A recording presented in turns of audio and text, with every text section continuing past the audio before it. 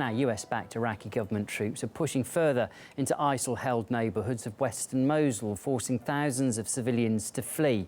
It is estimated more than 40,000 have been displaced from the city in the past week alone as fighting approached the most densely populated neighbourhoods. RT's Murad Gazdiev is in Iraq and has been speaking to those who fled. What is happening in Mosul is redefining the very meaning of the term atrocity. But without having seen it for yourself, it is difficult to comprehend the sheer inhumanity of this battle.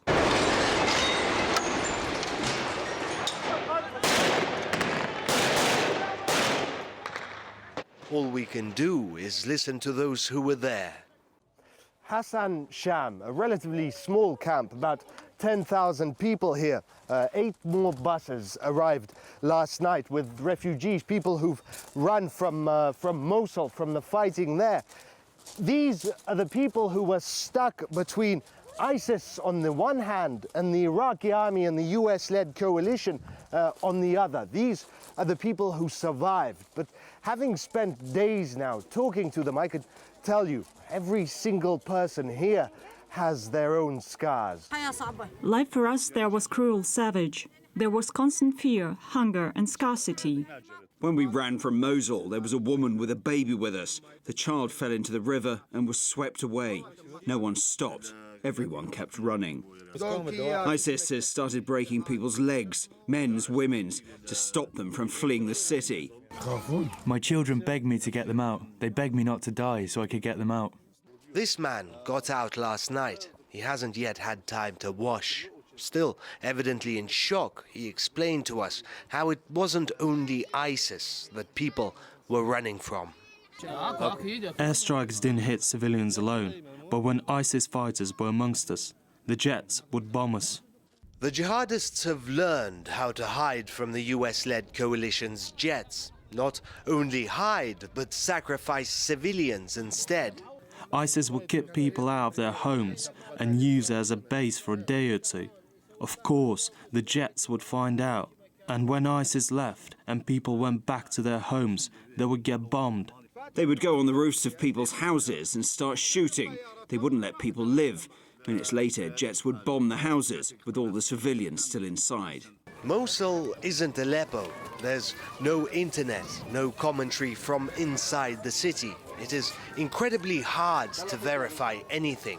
But if these survivors' words are anything to go by, it was horrendous. I saw with my own eyes 3 houses destroyed in an airstrike. ISIS fighters first went there and waited until they were detected and photographed and ran away. Then the jets bombed where they were. 17 civilians were killed. Among the dead was a pregnant woman. The blast ripped her clothes off. All we could do was to cover her body with a sheet. I saw it myself. An airstrike obliterated a house near us. 2 other houses were also hit. There were people in there, though I didn't know them. Many people were killed and many wounded in the bombing. And there were no hospitals, no doctors there. 2-3 dozen of us would huddle in a tiny bathroom, terrified, waiting for a bomb to fall on us. The bombs of those sworn to free Mosul. These testimonies paint a grim picture. Taking Mosul from ISIS seems to be the great goal of the Iraqi army and the US-led coalition. Saving the people inside is, by all appearances, secondary. Murad Gazdiev, RT, from Erbil, Iraq. Well, we discussed the current situation in Mosul with a press officer for the International Organization for Migration based in Erbil in Iraq. And she believes the number of civilian casualties and displaced people will increase as the fighting intensifies.